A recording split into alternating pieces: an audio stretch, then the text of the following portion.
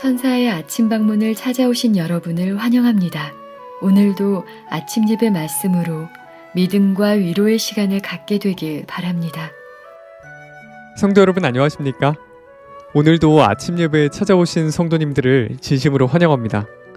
아직 결혼하지 않으신 분들이나 결혼하지 않은 자녀들이 있다면 오늘 말씀을 듣고 영상 링크를 보내주시길 바랍니다.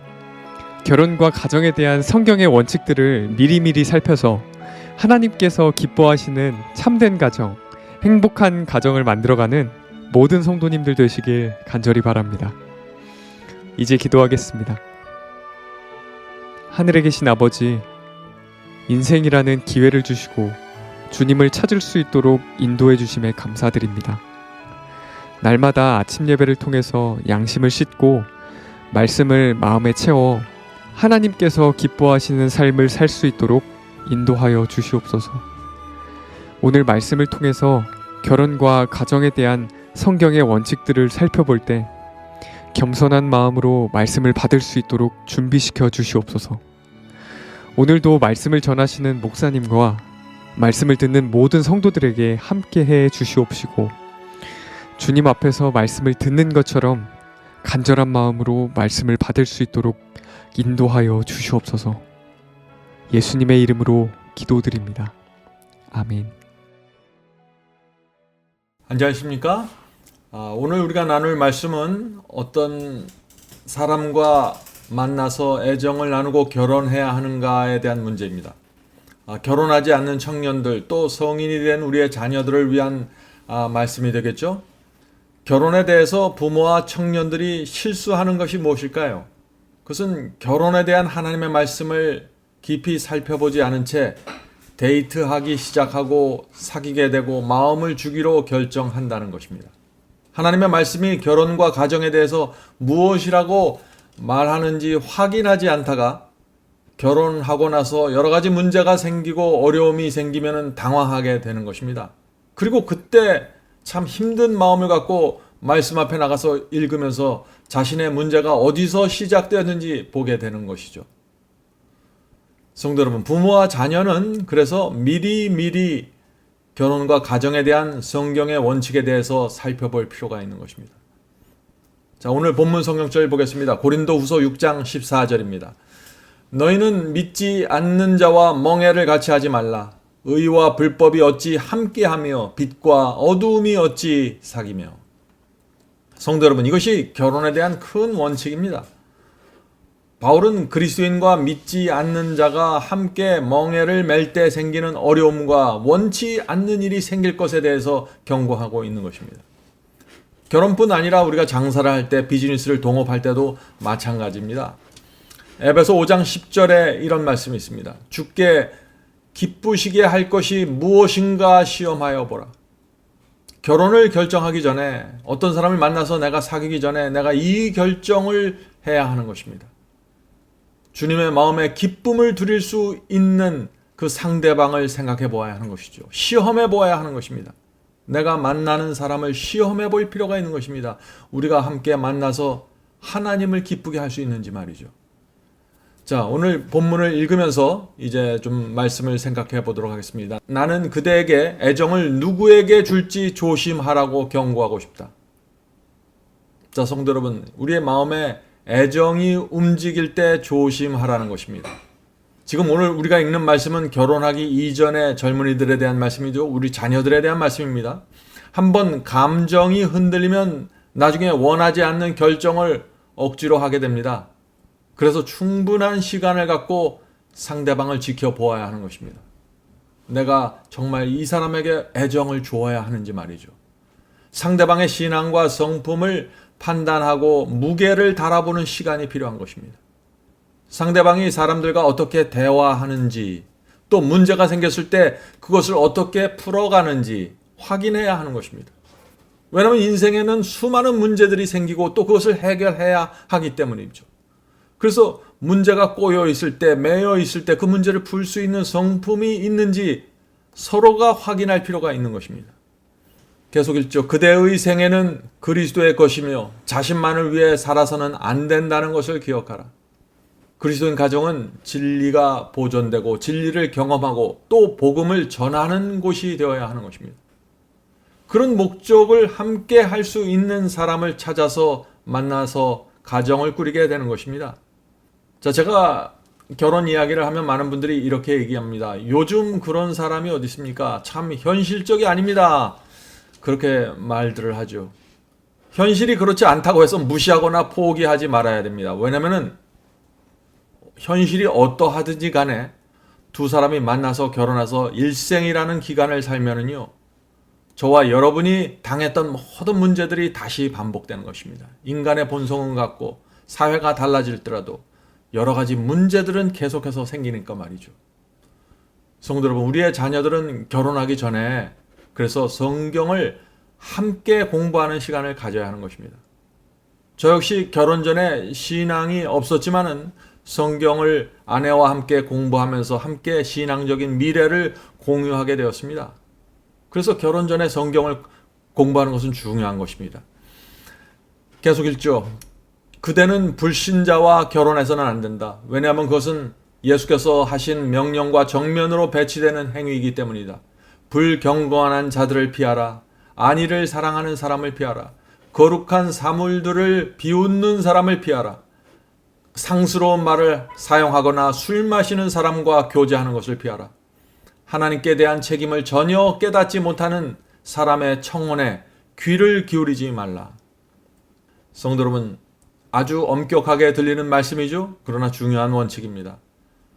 부부가 함께 남은 생애를 교회 다니면서 생활할 것이라면 내 배우자가 누구인지는 정말 중요한 것입니다. 신앙은 가족의 행복에 큰 영향을 미칩니다. 두 사람이 신앙으로 연합되어 있으면 어떤 고난과 어려움이 와도 뚫고 나갈 수 있는 것입니다. 두 사람 사이에 성격의 차이가 있을지라도 두 사람이 성령의 음성과 하나님의 말씀 앞에 굴복하면 그 두 부부의 연합은 흔들리지 않게 되는 것입니다. 또 자기를 부인하고 십자가를 지는 신앙을 그 두 사람이 함께 받아들이고 있다면 가족의 행복을 유지시킬 수 있는 신앙의 끈이 있는 것입니다.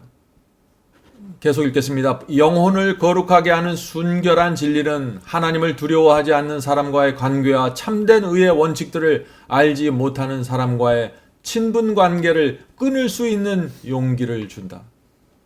자, 이것이 무슨 뜻인가요? 정말 진리를 정확하게 알면은 나의 잘못된 관계를 끊을 수 있는 용기를 준다 하는 것이죠. 상대방의 연약성과 무지를 짊어져야 하지만 그의 악함을 짊어질 수는 없다. 불신자와 결코 결혼하지 마라. 나는 단지 하나님의 말씀을 그대에게 전하고 있을 뿐이다. 불신자와 결혼할 경우 하나님을 사랑하고 섬기는 일에서 떠나게 될 것이기 때문이다. 하나님의 자녀인 그대는 오직 주 안에서만 결혼 관계를 맺도록 허락받고 있다. 자, 성경에 말하는 그 결혼에 대한 원칙은 아주 분명합니다. 이것은 이방인과 결혼하지 말라는 것입니다. 왜 하나님께서 이방인과의 결혼을 금하셨을까요? 이스라엘이 우상 숭배에 크게 빠졌던 이유들이 이방인과 결혼할 때였습니다. 이스라엘 백성이 가나안 변경까지 왔을 때 사탄은 이스라엘 백성 속으로 이방인 여인들을 들여보내서 크게 이스라엘을 무너뜨렸죠. 엘리야 시대는 아방이 이방 여인과 결혼함으로 이스라엘 전체에서 거짓 선지자들이 나타나게 되었고 우상 숭배에 빠졌습니다. 솔로몬 왕이 이방 여인들과 결혼함으로써 이스라엘의 우상으로 완전히 뒤덮여졌습니다. 성도 여러분, 이것을 우리가 인정해야 합니다. 선이 악에게 영향을 줘서 진리를 받아들이게 하는 힘보다 악이 선에게 영향을 줘서 무너뜨리는 것이 훨씬 더 강합니다.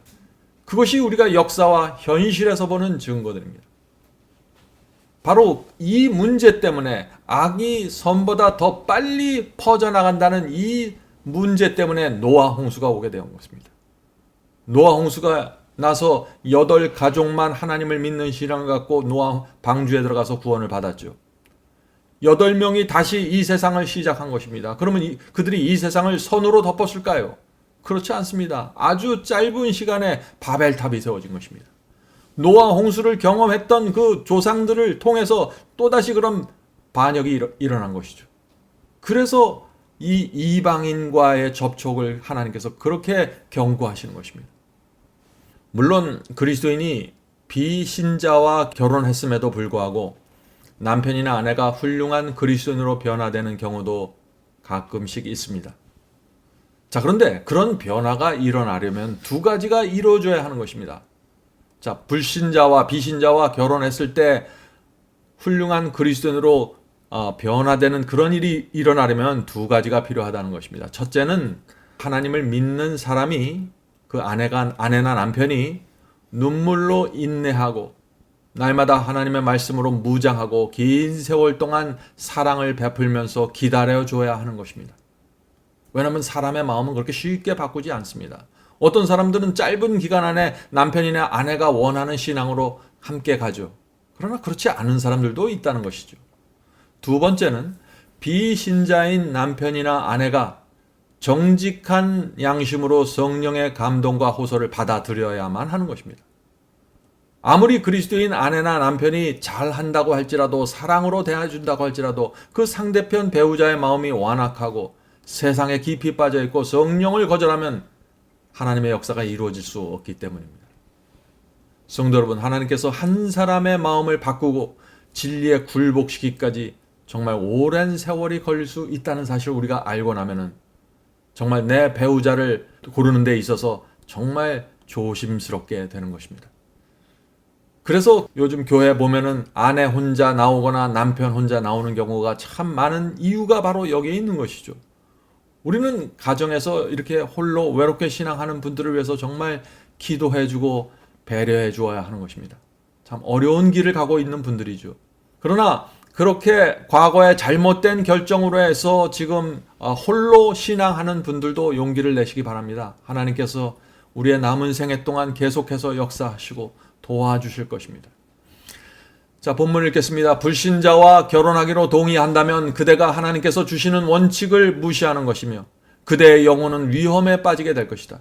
그대의 생애는 별로 가치 없이 취급되기에 너무나 중요하다. 갈보리 십자가는 그대의 영혼의 가치를 증언하고 있다. 결혼 서역으로 나가는 모든 발걸음은 겸손과 단순성과 진실성, 그리고 하나님을 기쁘시게 하고 존귀케 하려는 확고한 목적으로 특색을 이루어야 한다. 성도 여러분, 우리를 구원하기 위해서 하나님의 피가 흘려졌다고 지금 말하고 있는 것입니다. 그 피가 헛되지 않게 하기 위해서 결혼을 할 때 정말 하나님의 말씀을 살펴보고 겸손해야 한다는 것입니다. 단순한 마음이 있어야 된다는 것입니다. 결혼할 때 다른 어떤 복잡한 요소들이 이 결혼의 조건으로 들어오면 안 된다는 것이죠. 그러면 큰 문제가 생길 수 있다는 것입니다. 진실함입니다. 그리고 하나님을 기쁘게 하고 존귀하게 하려는 목적이 있어야 되는 것입니다. 이런 심령으로 결혼을 향해서 나가면은 하나님께서 그 사람을 인도하실 수 있는 것입니다. 계속 읽겠습니다. 결혼은 이 생과 내 생에 깊은 영향을 줄 뿐 아니라 인생 전체에 영향을 끼친다. 진실한 그리스도인은 하나님께서 승인하실 수 없는 계획을 수립하지 않으실 것이다. 그리스도를 고문으로 모시라. 말씀을 기도와 함께 연구하라. 성도 여러분, 결혼에 대해서 말하면서 말씀을 연구하라고 지금 하고 있죠? 하나님의 말씀을 살피지 않으면 나의 인간적인 생각과 감정에 사로잡혀서 인생의 큰 대사를 거르칠 수 있기 때문에 그런 것입니다. 한 번은 두 여인이 목사님을 찾아와서 결혼식 주례를 서달라고 부탁했습니다. 목사님은 두 사람에게 이렇게 물어봤습니다. 두 사람은 왜 결혼하기로 결정했습니까? 라고 물어봤습니다. 자, 두 사람이 어떻게 대답했을까요? 이렇게 대답했습니다. 저는 이 사람과 함께 있으면 행복할 것 같습니다. 이 사람이 함께 있으면 마음이 평안하고 행복합니다. 저는 이 사람과 함께 하면은 경제적으로도 안정이 될 것 같습니다. 그래서 우리는 결혼하기로 했습니다. 두 사람이 다 똑같은 대답을 한 것입니다. 그때 목사님이 두 사람에게 이렇게 대답했습니다. 그것이 정말 결혼의 이유라면 두 사람은 결혼하지 말아야 합니다. 왜냐하면 결혼하면은 저 사람 때문에 행복하지 않을 때가 많기 때문이죠. 저 사람 때문에 마음이 불편할 때가 많습니다. 인생이라는 긴 시간을 지내면서 두 사람의 직장이나 사업에 큰 문제가 생길 수 있습니다. 저 사람 때문에 내가 경제적으로 크게 힘들 수도 있는 것입니다. 그것이 결혼입니다. 결혼하면 저 사람 때문에 내가 항상 행복하고 마음이 편한 것이 아닙니다. 목사님은 계속해서 또 이렇게 얘기했습니다. 결혼하는 사람의 마음에는 내가 저 사람의 연약함을 붙잡아 주겠다는 마음이 있어야 합니다. 내가 저 사람의 약점을 덮어주고 지켜주겠다는 마음이 있어야 합니다. 그래야만 두 사람의 행복이 지속될 것입니다. 참 인생의 많은 경험에서 나온 조언이죠. 남자나 여자나 배우자를 선택할 때는 내가 이 사람과 결혼할 경우 신앙적으로 더 성장할 것인가, 내가 그리스도께 더 가까이 갈 것인가를 깊이 생각해 보아야 하는 것입니다. 결혼을 앞둔 젊은이들은 내가 결혼과 가정을 위해서 정말 준비되었는가를 자기 자신을 좀 살펴보아야 합니다. 인생을 살다 보면은요, 결혼 정년기에 있는 청년들을 이렇게 볼 때 이런 점들을 보게 됩니다. 옛날에는 우리가 X세대, Y세대라는 말들이 있었죠. 요즘은 미세대라고 합니다. 미세대, 나를 중심으로 생각하는 세대라는 것입니다. 살기 어렵고 경쟁이 심해지다 보니까 이 미세대, ME 제너레이션이죠. 미 제너레이션, 미세대가 형성되는 것 같습니다. 그래서 젊은이들과 어른들의 사이에 소통하는데 어려움이 생기는 것입니다. 자, 그런데 문제는 이것입니다. 세대를 막론하고 인생의 어려움과 고난은 동일하다는 것입니다. 그것은 누구나 피할 수 없는 것입니다. 내가 어떤 세대에 속해 있든지 그것은 똑같은 것입니다. 그래서 성경은 세대마다 결혼의 조건을 바꾸질 않는 것입니다. 항상 동일한 결혼의 원칙을 성경은 말하고 있는 것입니다. 두 사람이 합해서 인생의 고난을 통과하려면은 성품이 필요한 것입니다. 남자의 경우에는 내가 가정을 영적으로 끌어가고자 하는 책임감이 있는지 살펴봐야 하는 것입니다. 성실하고 정직하게 내가 살 것인지 내 스스로 살펴야 되는 것입니다. 실수한 사람에게 대해서 내가 너그러운지 보아야 하는 것입니다. 그것이 남자들이 스스로에 대해서 살펴봐야 될 문제들입니다. 경제적으로 내 가정을 책임진다는 확고한 마음이 있는지 살펴봐야겠죠. 남자가 철이 들지 않으면은요, 아내와 자녀들에게 큰 고통을 안겨줍니다. 우리가 어른이 되어서 우리가 살아온 인생을 바라보면은 우리가 이런 것들을 보게 되는 것입니다. 어떤 분들은 신앙 하나만 본다고 하는데 신앙과 성품이 함께 중요합니다. 왜냐하면 신앙적으로는 열심히 있는 것처럼 보이는데 그 사람의 성품이 매우 불안정할 수 있다는 것입니다. 자, 여자의 경우를 한번 생각해 보죠. 여인의 경우에 내가 온유하고 밝은 분위기를 가지고 있는지 보아야 합니다. 내가 남편과 아내들을 밝은 분위기로 마주해 줄 수 있는 성품이 있는지 보아야 하는 것입니다. 그런 여인이 있는 가정은 행복한 것입니다.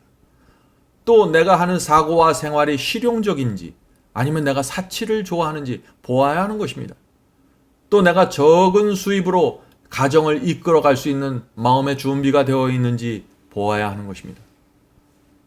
또 여인의 경우에 내가 적은 일에 쉽게 오해하는지 쉽게 섭섭해하는지 보아야 하는 것입니다. 사람 사이에 문제가 생길 때 상대방을 배려하는 마음으로 문제를 풀어갈 수 있는지 이런 점들을 여자들은 보아야 하는 것입니다. 성도 여러분, 이 젊은 남자와 여자는요, 다음과 같은 두 가지 과정을 피하지 말아야 됩니다. 이런 두 가지 과정을 통해서 결혼까지 가야 되는 것이죠. 첫째는 결혼하기 전에 충분히 성경을 함께 공부해야 합니다.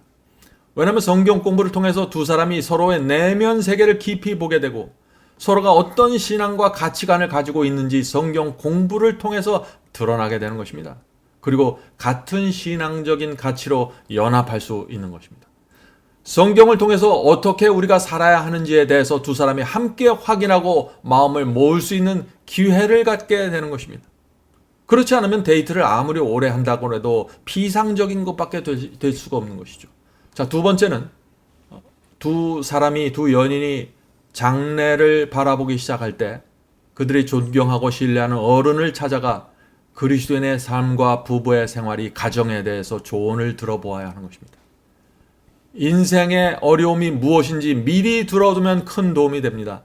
성도 여러분, 이 결혼은 두 사람이 가보지 않는 먼 길을 떠나는 여행입니다. 여러 가지 우여곡절이 생길 수 있습니다.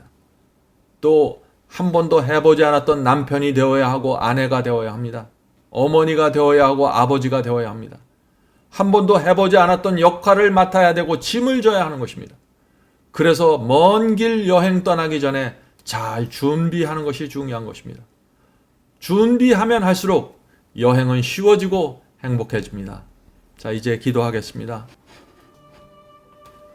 하늘에 계신 아버지, 저희에게 맡겨주신 자녀들, 특별히 이 세대의 청년들, 주께서 불쌍히 여겨주시고 올바른 상대방을 만나서 하나님께서 인정하는 아름다운 가정 꾸릴 수 있도록 도와주시옵소서. 하나님의 말씀에 대한 관심을 갖도록 도와주시옵소서. 많은 젊은이들이 세상에 깊이 들어가 있습니다. 요즘 세대가 요구하는 그 이기적이고 자기중심적인 사상에 깊이 심취해 있는 세대입니다. 주여 성령께서 이들을 건져주셔서 하나님의 말씀 속으로 들어올 수 있도록 도와주시옵소서. 오늘 특별히 예배드리는 가정에 함께하여 주시고 그 자녀들에게 함께하여 주셔서 정말 우리의 자녀들이 하나님의 말씀의 원칙 안에서 가정을 꾸리고 자기 자신을 위해서 최선의 선택을 할 수 있도록 도와주시옵소서. 하늘에 계신 아버지, 이 세상이 정말 고달프고 어렵습니다. 청년들은 갈 바를 알지 못하고 방황하고 있습니다. 주여 우리 자녀들을 지켜주시고 성령으로 날마다 그들의 마음속에 호소해 주셔서 하나님의 말씀으로 돌아올 수 있도록 길을 열어주시옵소서. 모든 말씀 예수님의 이름으로 간절히 기도드립니다. 아멘. 성도 여러분, 마지막 사명에서는 아침 예배 채널을 유튜브에서 별도로 운영하고 있습니다. 아침 예배 채널에서는 매일 새벽 4시에 예배 영상이 올려지고 있으며 특별히 아침 9시에 생방송 예배가 진행됩니다. 아침 9시 생방송 예배가 아침 예배 채널의 독특한 특징입니다. 원하시는 분들은 유튜브에서 아침 예배 채널을 별도로 구독 신청하여 주시면 저희와 함께 생방송으로 아침마다 예배 드릴 수 있습니다. 매일 아침마다 하나님의 말씀으로 저희 모두가 주 앞에 나와 예배 드리는 신앙으로 함께 나가게 되길 간절히 바랍니다. 감사합니다.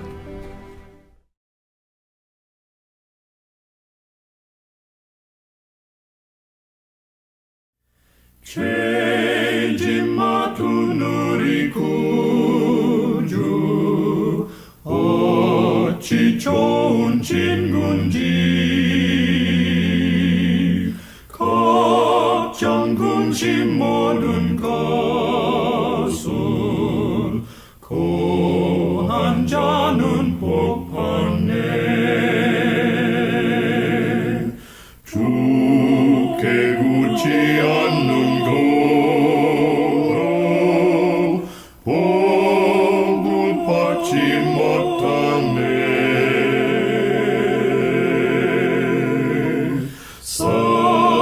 사람들이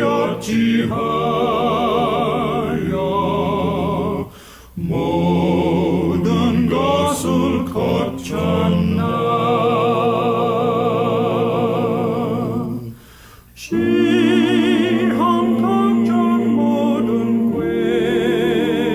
괴로움 없는 사람 누군가